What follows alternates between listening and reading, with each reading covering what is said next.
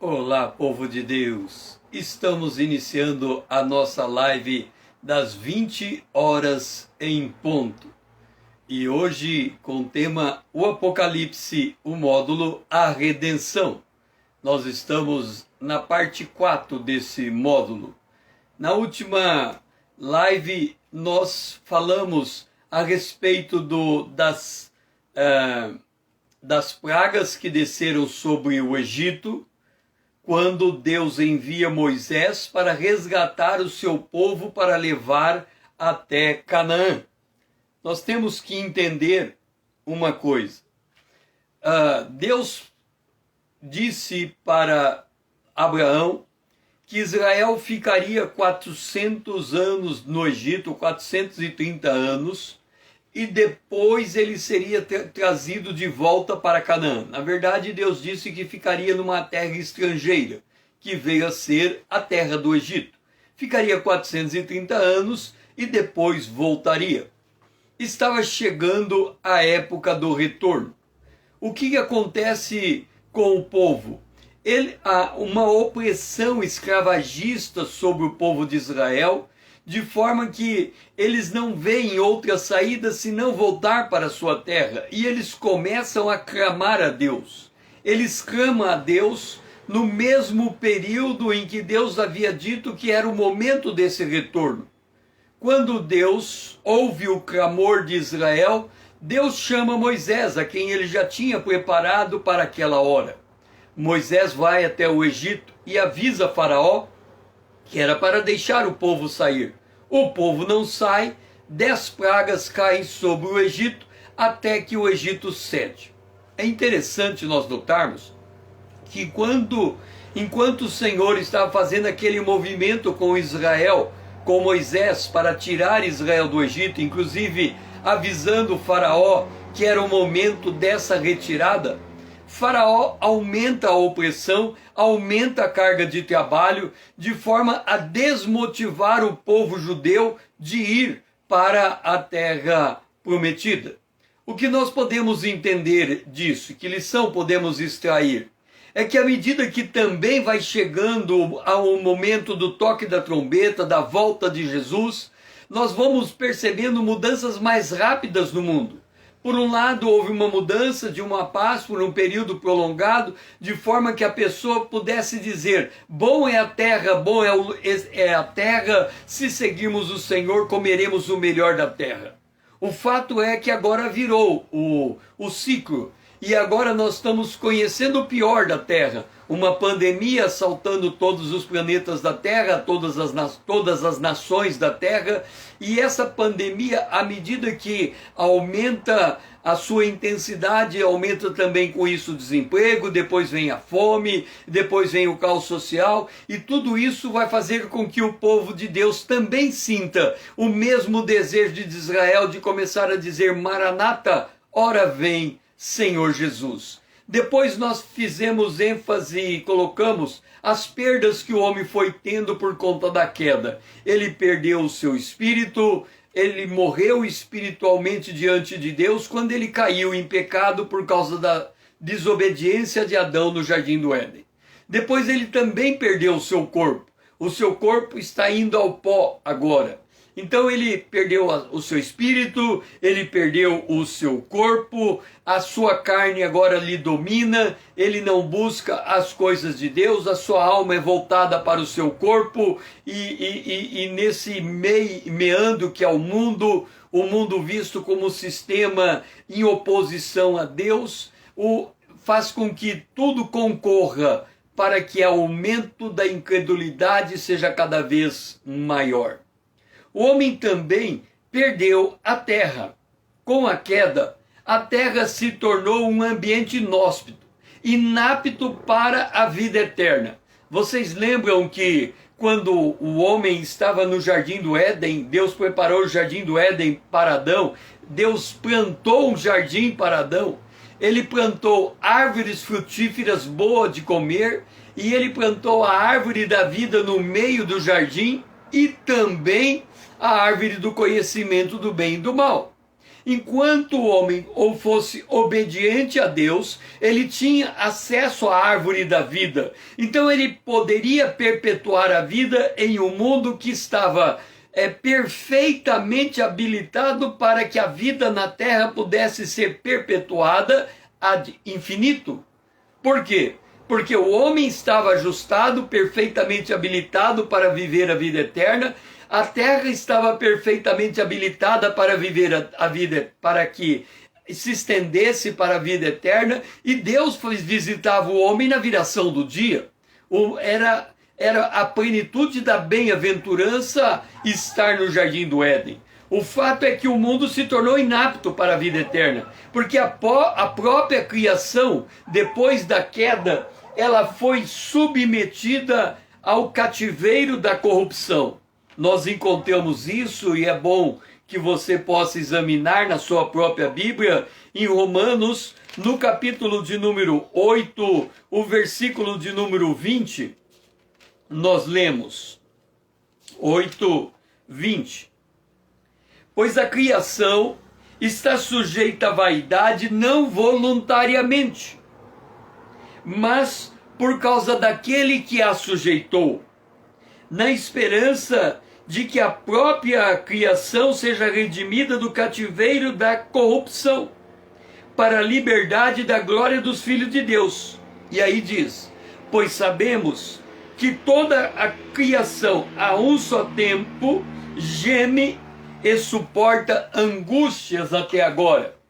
Nós podemos dizer que quando temos um maremoto, um tsunami, um terremoto, um vulcão explodindo, tudo isso é a criação nessa angústia.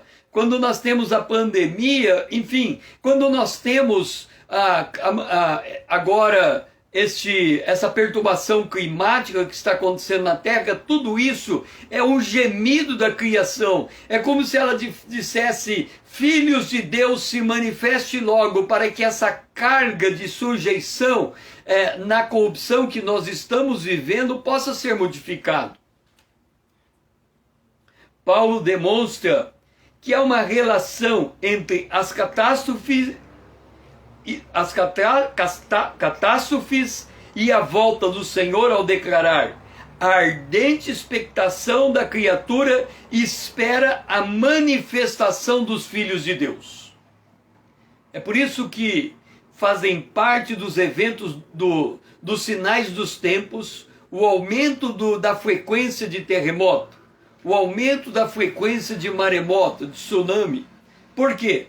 Porque a criação é como se ela quisesse expelir, mandar para fora da terra os filhos de Deus. Porque ela sabe que quando os filhos de Deus forem para o céu, então se inicia o plano de resgate de Deus para transformar, para criar novos céus e uma nova terra. Sabe-se que Deus nada pode criar com o atributo da impecabilidade. Portanto, toda criatura tem em si mesmo o direito de se rebelar contra o seu Criador. Foi assim com os anjos e foi também com os homens. Deus criou os anjos com seu livre-arbítrio. Uma parte desses anjos se rebelaram contra Deus.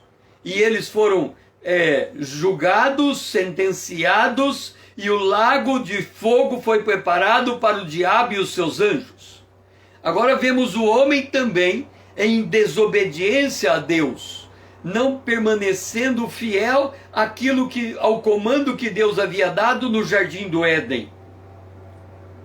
O universo também pode ter passado por semelhante corrupção.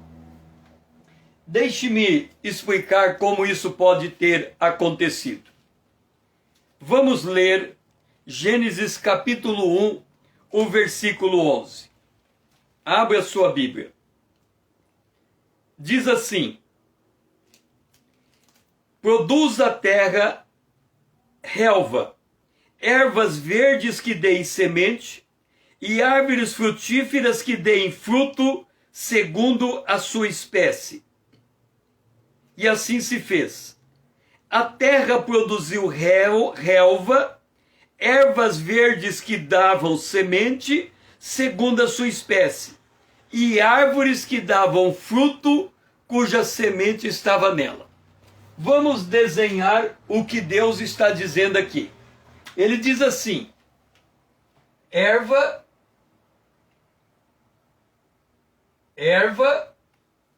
e depois ele diz árvore.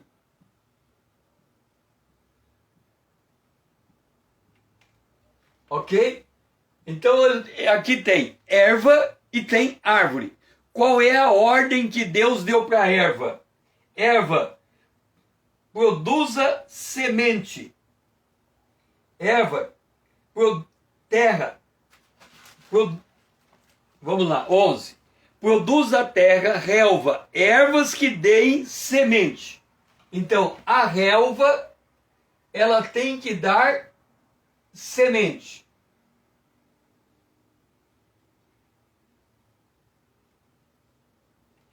Quem trabalha com reforma de pasto para o gado sabe disso. Ele lança semente, nasce o pasto e alimenta o gado. Então a ordem da erva é esta: dê semente. Agora vamos examinar a ordem da árvore. Ele diz assim: árvore frutífera.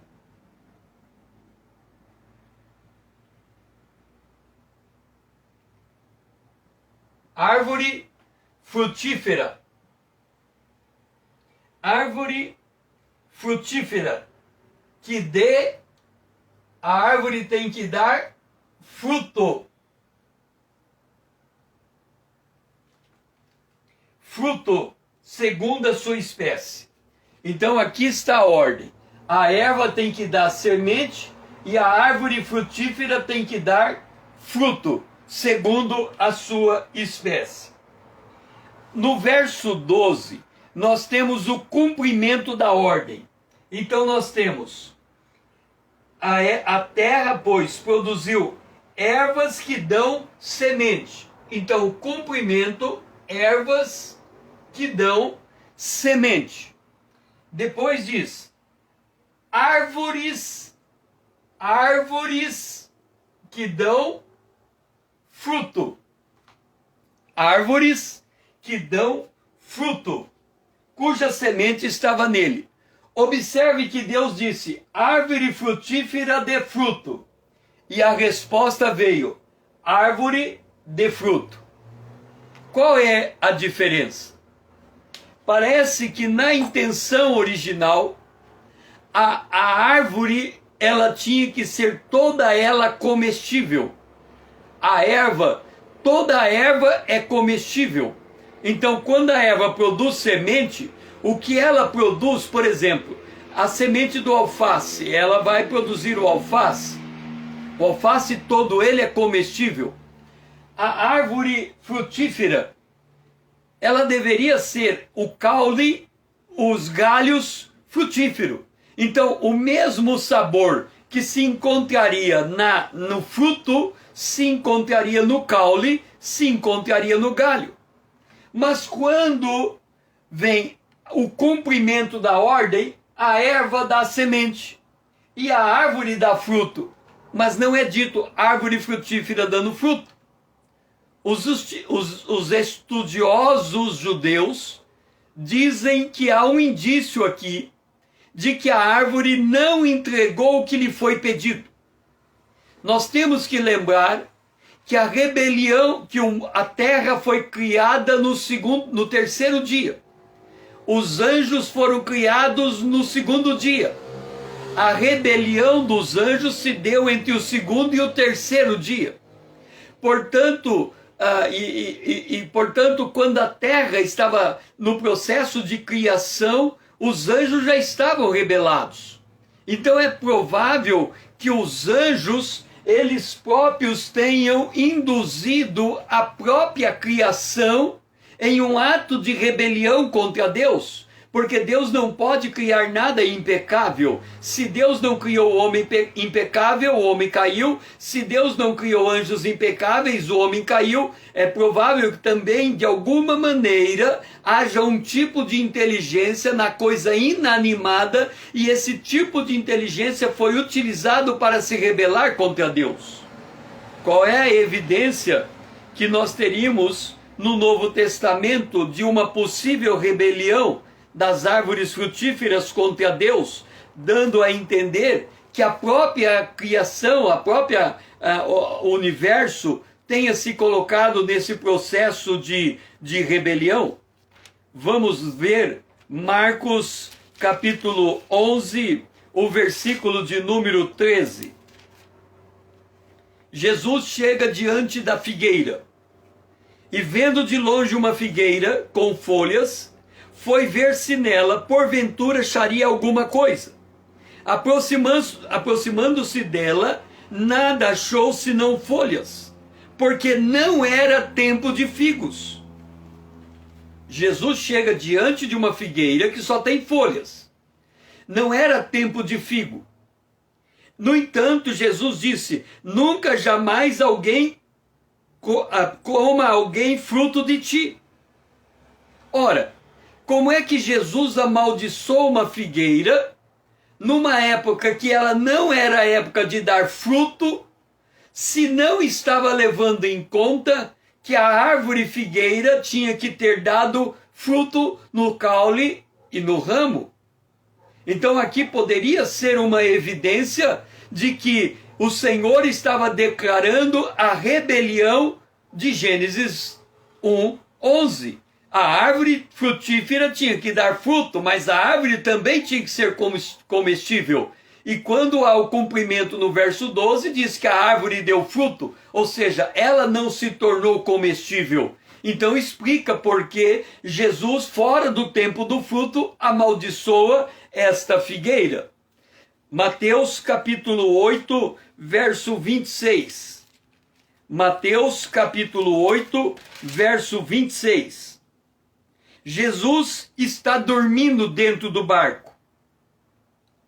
E aí veio uma tempestade, de sorte que o barco era varrido pelas ondas. E Jesus dormia dentro do barco. Os discípulos perguntam, Jesus diz aos discípulos: por que sois tão tímidos, homens de pequena fé? Ele se levantou, repreendeu o vento e o mar. Por que será que o mar quis afundar o barco com Jesus dentro? Será que não era também uma rebelião da própria criação, querendo tragar o Senhor da criação para dentro das águas do mar? Então, por estas evidências, nós podemos dizer que o universo, quando diz que ele geme na ânsia de ser liberto, é porque ele também tomou parte, em algum grau, da rebelião celestial que aconteceu antes até da criação do mundo. E aí explica por que quando Deus coloca o homem na terra, ele diz: domine a terra, sujeite a terra. Como quem poderia estar dizendo: a terra também pode sair fora do controle, a terra também pode entrar em colapso. Então cabe ao homem, como ser moral, agente, mordomo de Deus colocado nesse planeta, estabelecer limite para esse planeta, para ele continuar sendo o que ele foi forjado para ser. Então, nesse ponto, nós estamos dizendo que o homem perdeu a terra quando ele caiu e transferiu o domínio deste mundo para Satanás.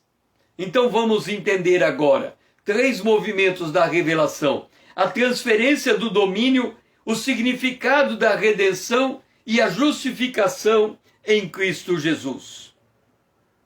O Deus desse século, a tríplice perda do homem, a sua alma, o seu corpo e a sua terra, foi o lastimável saldo da queda, resultado da transferência do domínio deste mundo do homem para Satanás, também conhecido como o Deus desse século, o príncipe deste mundo. Agora, faço aqui uma observação. Atente bem. Quando Deus criou os céus e a terra, ele colocou o homem nesse planeta para exercer mordomia sobre o planeta. O Salmo 115, verso 16 diz: os céus são os céus do Senhor, a terra ele deu aos homens. Então a terra pertence ao ser humano. É ele que tem a responsabilidade sobre as coisas que acontecem nesse planeta. Ok. Quando ele cai, ele não tem direito sobre a terra ou planeta. Por que que ele não tem o direito? Porque a terra ou planeta é como se Deus tivesse alugando ou locando a terra para o ser humano. Então ele diz assim: olha, eu vou daqui o planeta Terra, vocês tomam conta dele, eu vou lá adiante, daqui a alguns milhares de anos eu volto para ver como é que você administrou esse planeta chamado Terra. Então a Terra pertence a Deus. Então qual é o domínio de Satanás na Terra? O domínio de Satanás na Terra não é sobre o planeta em si, mas sobre o sistema criado dentro do planeta. Você pergunta, César, que sistema? Nós temos o sistema econômico, o sistema social, o sistema de saúde, o sistema financeiro. Nós temos uma série de sistemas, o sistema cultural. Nós temos uma série de sistemas nesse mundo que funcionam, cada um na sua órbita, cada um gerando o seu próprio estilo de vida, cada um gerando a sua própria sinergia. O que há de comum a todos esses sistemas criados no mundo em que estamos vivendo? O que há de comum é que todos esses sistemas, eles vivem bem sem Deus. Ou seja, eles expurgam Deus do sistema. O que nós estamos enxergando hoje? Nós estamos enxergando hoje, por exemplo, nos órgãos públicos não se pode mais levar uma Bíblia, não se pode fazer um culto. Se você pegar as escolas não se pode mais levar a Bíblia, não se pode fazer uma oração. Existem países que proíbem até nas casas que os seus pais eduquem os seus filhos no caminho do Senhor. Eles entendem que os filhos devem viver sem nenhum tipo de ensino ou instrução e que quando chegar a idade que chegar, eles tomam decisões por si mesmos. Então o que significa tudo isso? Significa um mundo montado de acordo com o sistema maligno. É óbvio que nem sempre foi assim. Houve tempo em que o nível de malignidade no sistema humano era bem menor, mas à medida em que a igreja vai perdendo a sua influência sobre a terra, à medida em que a igreja vai perdendo a sua força de testemunho sobre a terra, a iniquidade vai se multiplicando. E essas coisas vão se tornando normais. Desde então, um período posterior à queda passou a ser conhecido como o presente século mau. Vamos entender o que estamos falando. Nós sabemos e nós temos dito da importância de termos os marcos proféticos. Então nós temos a eternidade passada, a eternidade futura. A eternidade passada e a eternidade futura. Nós temos aqui a criação dos céus e da terra. E vamos ter ao final a criação dos céus e da terra. Nós temos aqui a cruz de Cristo e vamos ter o retorno de Cristo. Nós temos aqui a descida do Espírito Santo e vamos ter o arrebatamento da igreja. Então esses são os grandes eventos proféticos. O que é o século mau? O período que vai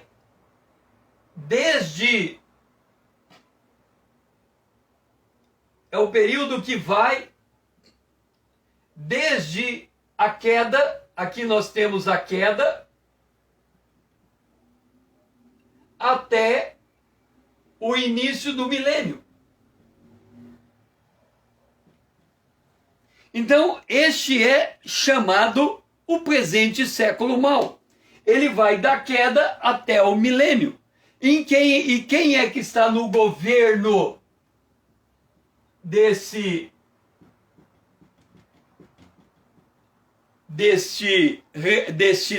século mau? O grande dragão, a antiga serpente, o diabo, o Satanás, o acusador de nossos irmãos, o príncipe desse mundo, o Deus desse século, variantes do nome do príncipe das trevas. Então ele domina o homem baseado na ignorância. O mundo, nesta acepção, deve ser entendido como um sistema organizado que rege a vida nesta era em oposição aos propósitos divinos. Portanto, não se trata da terra em si, mas da humanidade que foi criada por Deus, submetida a um governo opressor, a um governo de trevas, a um governo movido por forças malignas. O apóstolo Paulo diz: o príncipe desse século, o espírito que agora opera nos filhos da ira ou nos filhos da desobediência. Então nós temos um reino maligno operando na terra, gerando um sistema anticristo.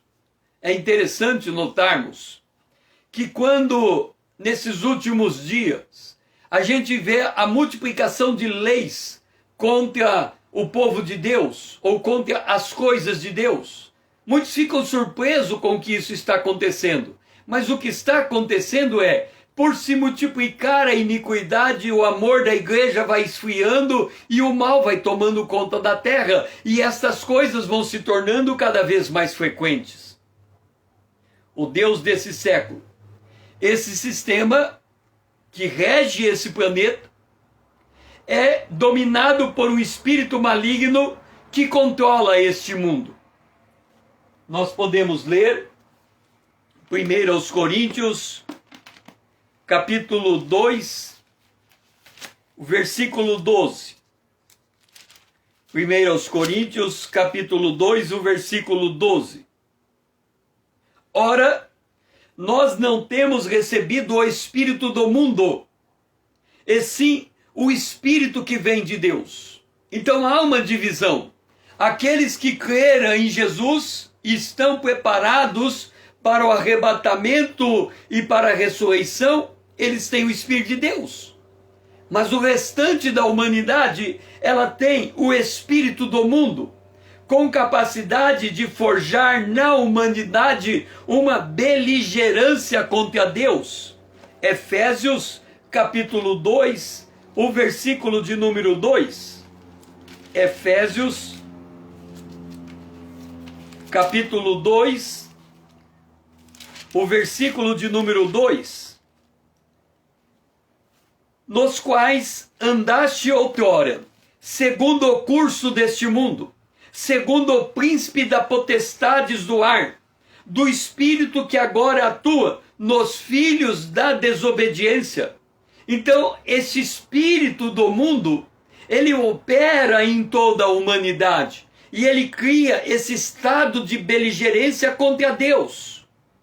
E como que esse domínio acontece?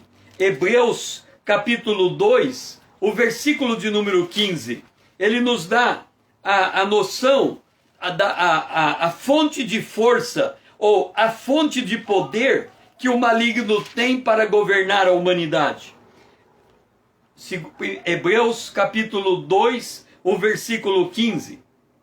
Elevai-se todos que pelo pavor da morte estavam sujeitos à escravidão por toda a vida. Lembra? Adão pecou, com ele a morte entrou no mundo, a morte passou para toda a descendência de Adão. Como resultado, o comportamento da humanidade é pecaminoso. Ele se volta contra Deus. O homem sem Deus não conhece as coisas de Deus. E aí, nesse processo, por causa do medo da morte, Ele pode dizer uma coisa do tipo assim, você já ouviu muito essa frase: já que eu vou morrer, eu vou aproveitar bem essa vida. Então ele dá lugar a todas as suas paixões. Ele não vê sentido fazer nenhuma restrição a qualquer procedimento, qualquer comportamento que ele faça. Por quê? Porque ele se tornou dono de si mesmo. Uma vez que ele olha para a morte como um fim, não olha que depois da morte tem o juízo, e ele, com medo da morte, ele toma conta da sua vida e vive do jeito que ele quer. Por isso, ele se torna escravo do pecado. João, capítulo 8, o versículo de número 34. Ele se torna... Replicou-lhe Jesus: em verdade vos digo, todo que comete pecado é escravo do pecado. É por isso que quando nós falamos, por exemplo, na dimensão do álcool, ou da cocaína, em que o indivíduo injeta cocaína no seu corpo e aí ele diz assim: não, a hora que eu quiser parar eu paro. O indivíduo que fuma, a hora que eu quiser parar eu paro. O indivíduo que é alcoólatra, a hora que eu quiser parar eu paro. O fato é que quando aquilo lhe cobra a saúde e ele tem que de fato parar, ele percebe que não consegue parar, que aquela coisa está dominando ele. Então é assim que funciona o princípio do pecado. Parece ser uma coisa boa, mas quando você tenta sair daquilo, você descobre o quão preso você está naquela coisa.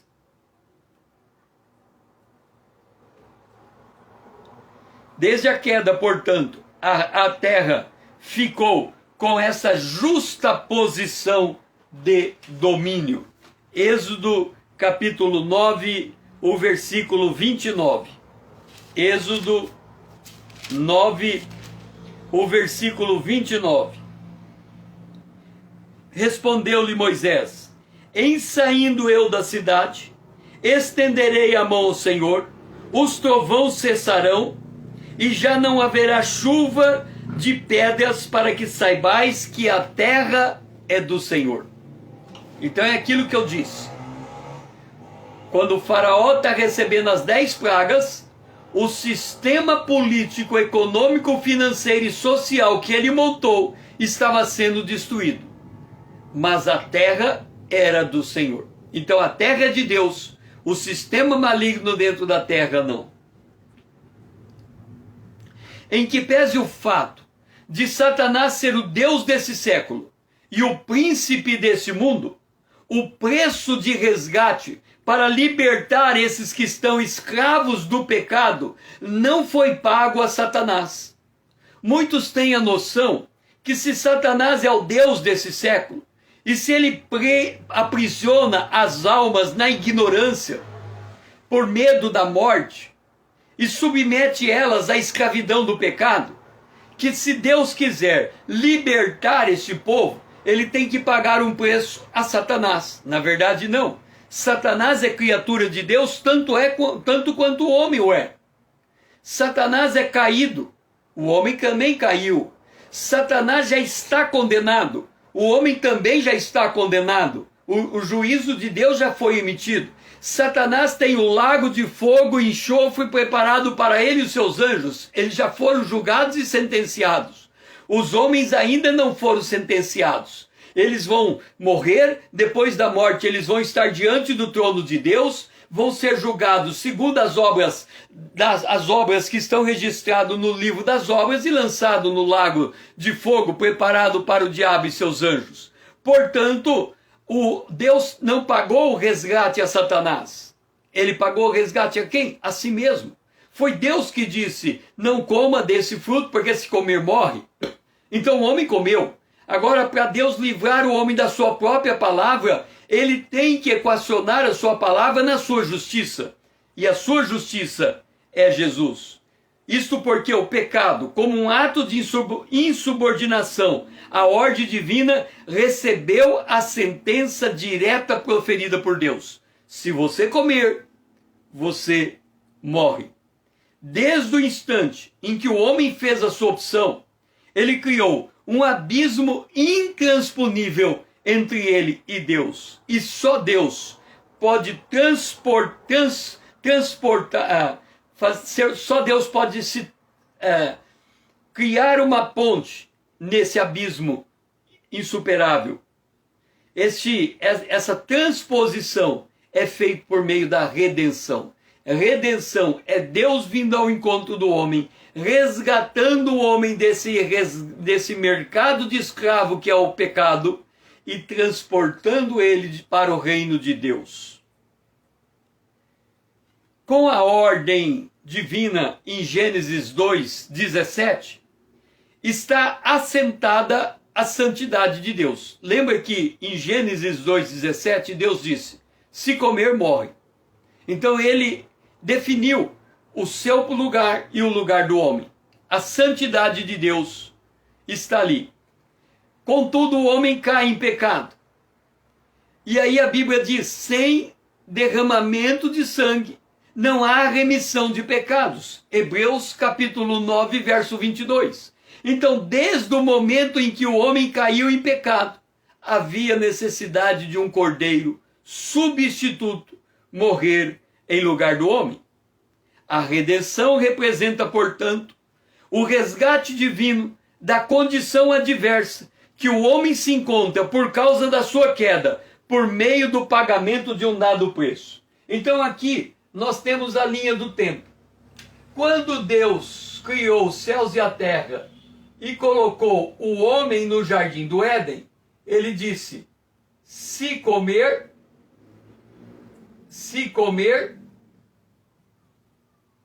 o que vai acontecer? Se comer, morre.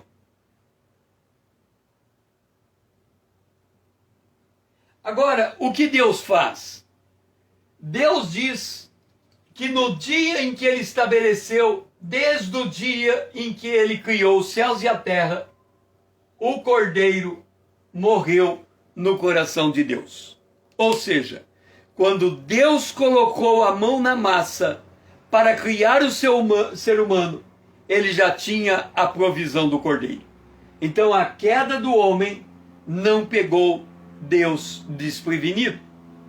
O Antigo Testamento é a preparação profética de Deus para a vinda de Jesus como Cordeiro de Deus, para que a morte de Jesus fizesse sentido à humanidade. Por isso que o preço do resgate do homem do pecado foi a morte de Jesus. Por quê?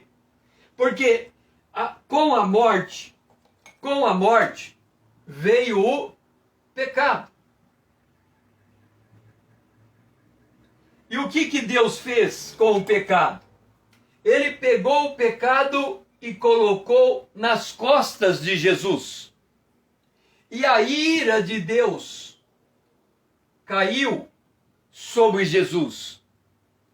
E com a ira de Deus caindo sobre Jesus, a ira de Deus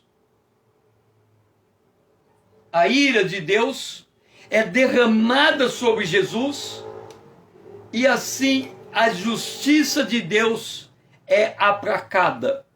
O sacrifício de Jesus, ele é um sacrifício perfeito, para que a redenção não seja entendida como um produto de acaso. O Senhor utilizou os profetas para Deus mesmo, para mostrar que Deus mesmo está no comando da história. Então todo o Antigo Testamento foi uma preparação para a morte de Jesus.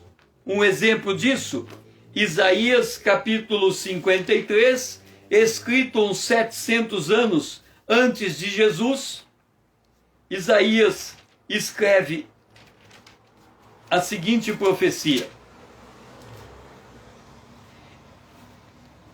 ele foi oprimido e humilhado, mas não abriu a boca. Como cordeiro foi levado ao matadouro, e como ovelha muda perante os seus tosqueadores, ele não abriu a boca. Ele está falando do cordeiro que foi levado para a cruz, Jesus. E ele diz: ele foi transpassado pelas nossas transgressões, ele foi moído pelas nossas iniquidades. O castigo que nos traz a paz foi derramado sobre ele, e pelas suas pisaduras nós somos sarados. Ali aconteceu a morte substitutiva de Deus. Qual é o significado da redenção então? A redenção é Deus resgatando o homem do escravo de pecado, desse mercado em que os Deus desse século dominava, tirando o homem prisioneiro dessa escravidão de pecado e transportando ele para o reino de Deus. A redenção, enquanto processo, ela tem 3 objetivos: resgatar o espírito. Lembra que o homem perdeu o espírito? Ela quer resgatar o espírito, ela quer resgatar o corpo e ela quer resgatar a terra. Aí você pergunta: César, como é que Deus resgata o espírito? Quando o Jesus morreu na cruz, ele morreu para nos dar a vida eterna. Quando nós cremos em Jesus, nós ganhamos um novo coração e um novo espírito. Voltamos a ficar plenamente habilitados para adorar a Deus, porque Deus busca verdadeiros adoradores que adorem a Deus em espírito. Todo nascido de novo, todo que entrou no reino de Deus, está apto a adorar a Deus, porque ele nasceu e adquiriu um novo espírito. Foi-lhe dado um novo espírito. E o corpo, quando é que o homem terá o seu corpo resgatado? No arrebatamento. Ele terá o corpo. Quem morrer em Cristo vai ressuscitar com um corpo transformado, com um corpo habilitado, capacitado, ferramentado para viver a vida eterna. E nós, os que estivermos vivos, subiremos aos ares para encontrar com Jesus no céu, também com o nosso corpo glorificado, imortalizado, incorruptível, altamente preparado para a vida eterna. A redenção, então, é em si mesmo um ato completo e instantâneo que se processa em 3 fases. O homem é justificado, o homem é santificado e o homem é glorificado. O que é ser justificado em Cristo Jesus? Vamos entender. Se você está ouvindo esta mensagem, está entendendo que Jesus morreu como Cordeiro de Deus, sendo Jesus quem ele foi, e eu digo foi porque eu estou referindo-me ao ministério terreno de Jesus. Ele nasceu concebido pelo Espírito Santo no ventre de Maria, portanto verdadeiramente Deus e verdadeiramente homem. Ele, para viver o período que ele viveu na terra, ele se esvaziou da sua divindade. Então ele não usou seus poderes divinos enquanto ele viveu na terra. Ele viveu como um perfeito homem, cheio do Espírito de Deus. Portanto, em plena obediência a Deus, ele dizia: tudo que meu Pai me ordena eu faço. Então Jesus vivia em plena obediência a Deus. Jesus vem à cruz e ele morre. E ele ressuscita. Por que ele morreu? Porque ele levou sobre si o nosso pecado. Por que ele ressuscitou? Porque Deus o Pai identificou na morte de Jesus nenhum traço de iniquidade na pessoa de Jesus. Ele foi o perfeito Cordeiro, o Cordeiro imaculado, o Cordeiro puro, o Cordeiro santo. Então ele sai glorificado por Deus.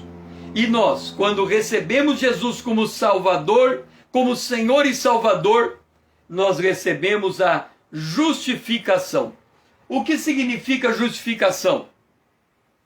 Imagine o seguinte: nós estamos, a Bíblia diz, depois da morte vem o juízo. Agora, Jesus morreu antes de nós morrermos. Jesus morreu no ano 33 na nossa era. Nós estamos no ano 2021. Então Jesus morreu e aqui estamos nós. Ok.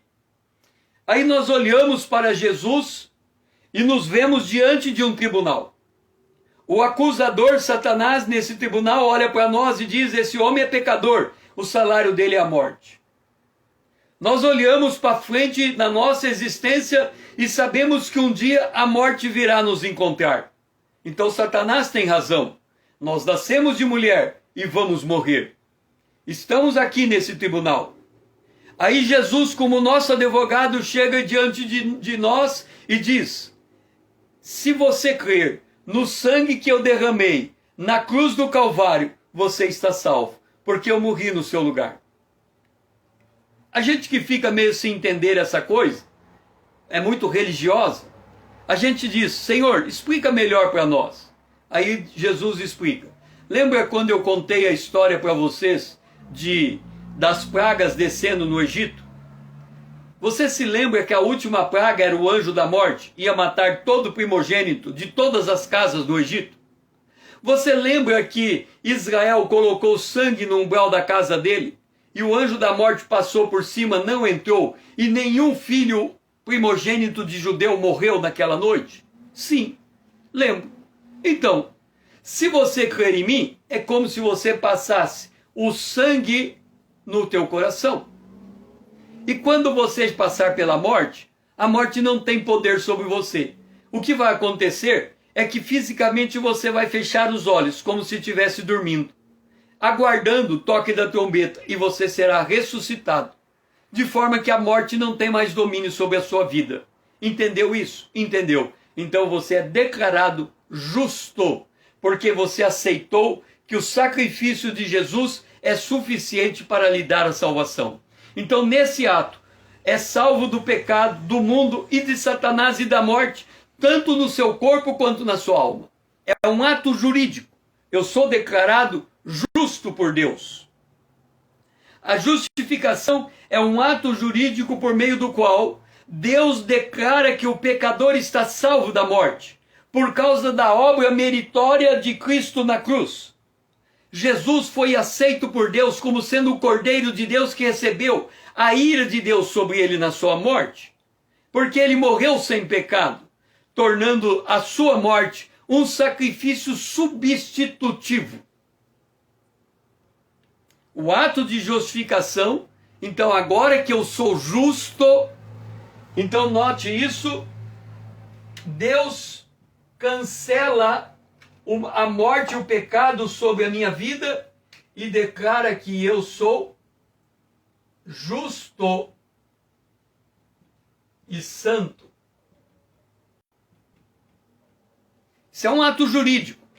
Não depende de mim, não depende do que eu faço, não depende do que eu vivo, depende do que ele declara. Ele declarou: eu sou justo e eu sou santo. Quando ele declara que eu sou justo, eu sou santo, concomitante, eu passo pelo novo nascimento.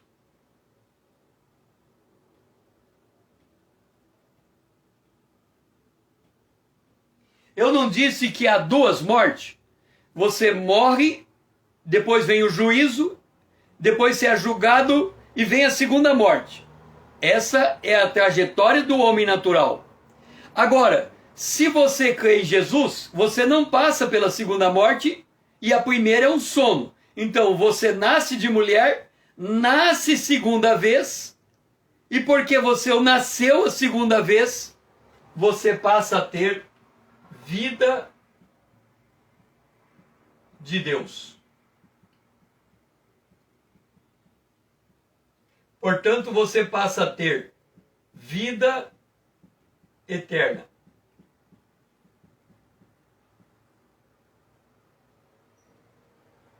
Portanto, você passa a ter vida abundante.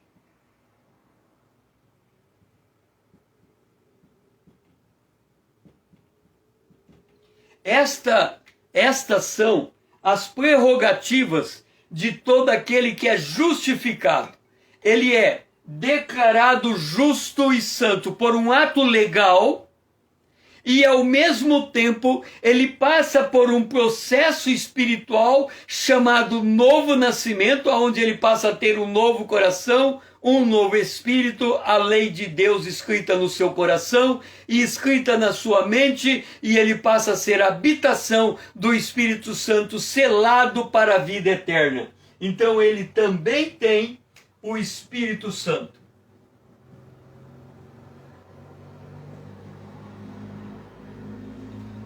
Isto é o resultado do novo nascimento. Ele passa a ter vida com Deus. O Espírito Santo está com ele. Então, justificado em Cristo Jesus, ele imediata e instantaneamente recebe da parte de Deus um novo espírito, um novo coração, ele é selado pelo Espírito Santo, ele se torna templo do Espírito Santo, morada de Deus em espírito. Isso é você, se você tem Jesus. Você agora é justo, é santo, declaração de Deus, isso é jurídico. Você agora é uma nova criatura, tem um novo coração e um novo espírito. Você agora é a habitação do Espírito Santo. Você agora é o templo do Espírito Santo. Você agora é morada do Espírito Santo. Então vamos entender o que resulta desse processo. O discipulado, a santificação e a glorificação. Qual é o objetivo do discipulado? Observa, vamos considerar que aqui tenho nós, que aceitamos Jesus, e temos uma carreira a percorrer. E nessa carreira que temos a percorrer, nós que aceitamos Jesus, nesta carreira que temos a percorrer, deixe-me colocar aqui, nós que aceitamos Jesus, que temos uma carreira a percorrer, nós temos que ser disciplinados. O que quer ser disciplinado? É se tornar igual ao mestre. É aprender com Jesus como é que a gente vive essa nova vida que recebemos no ato em que recebemos Jesus. No Novo Testamento, o discípulo é aquele que atende ao chamamento do Senhor. A meta do discípulo é assemelhar-se ao seu mestre.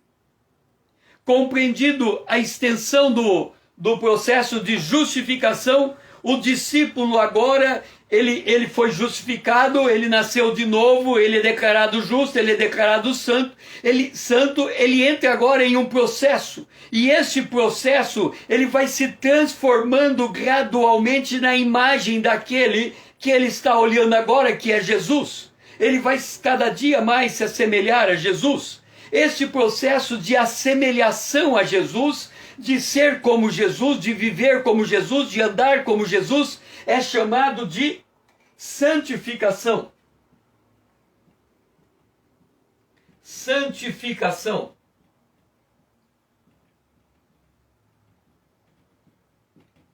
Então, quando nós recebemos Jesus, nós fomos justificados. Agora nós somos santificados. É um processo de crescimento e amadurecimento. Você cresce, você amadurece. Você cresce e você amadurece.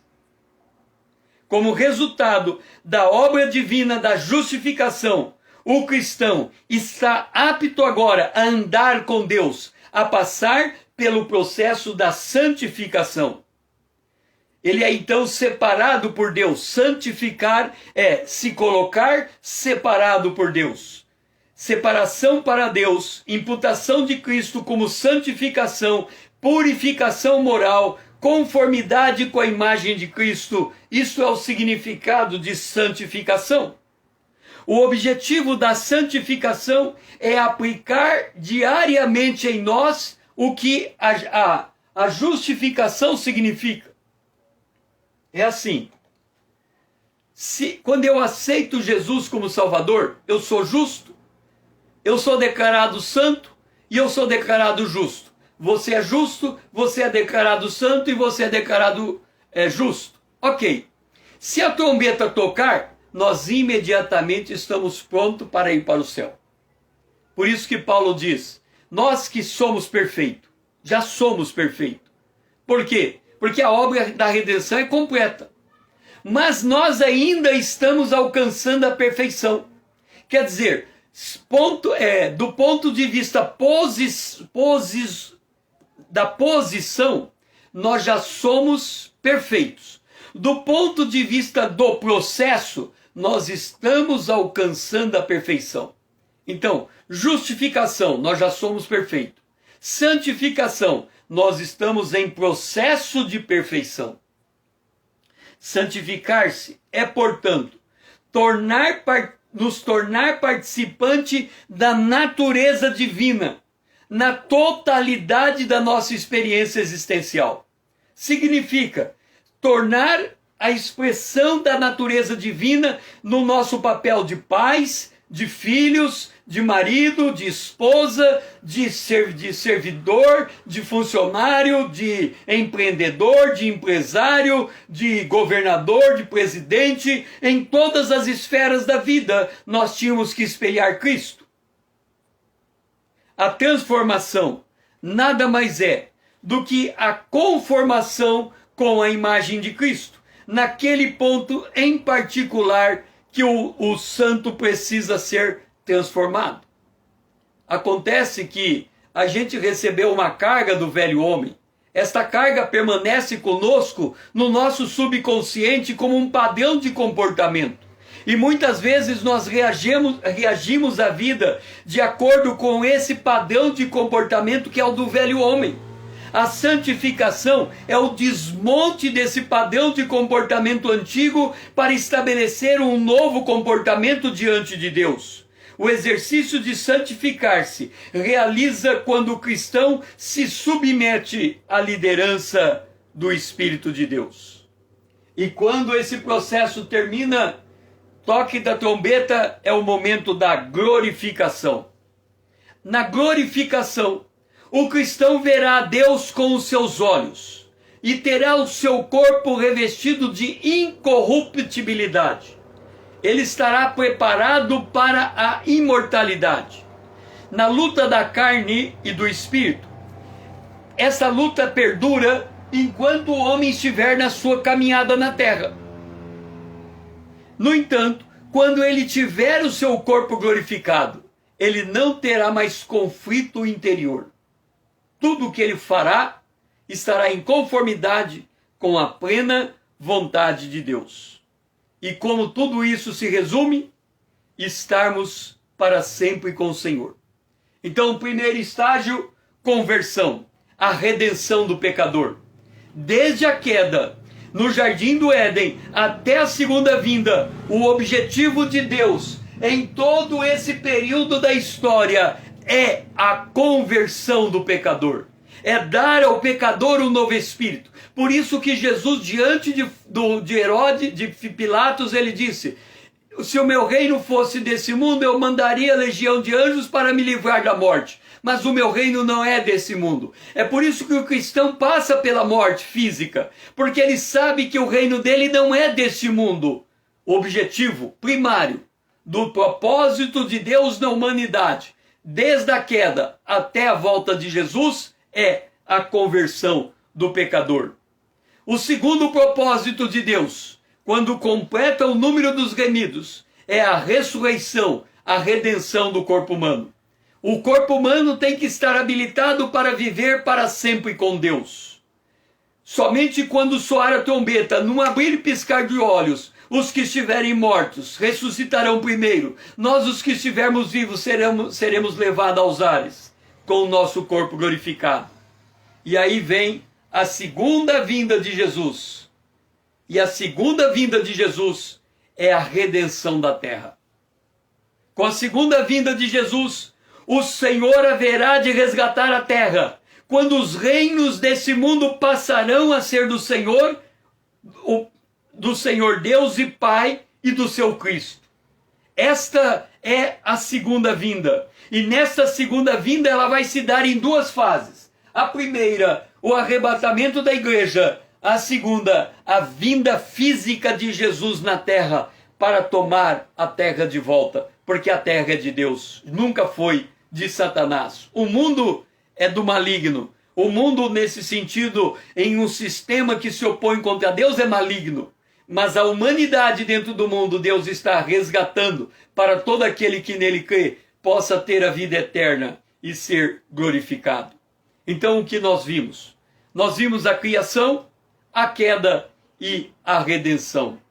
Nós vimos a situação do mundo, a mentira satânica, a condição do homem caído, a opressão satânica, as pragas do Egito, o papel da lei divina, a transferência de domínio, o discipulado, o significado da redenção, a justificação em Cristo Jesus, o discipulado, a santificação e a glorificação.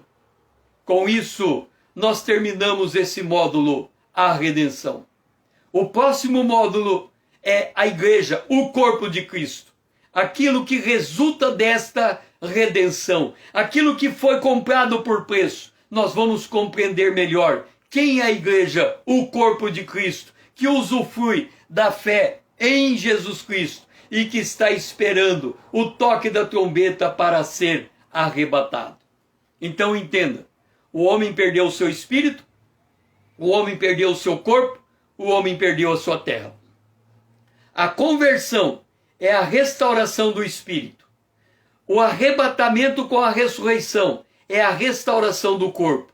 E a volta de Jesus é a restauração da terra. Então Deus recupera ou restitui, restaura tudo aquilo que o homem perdeu e destrói todo o poder do maligno nesse mundo.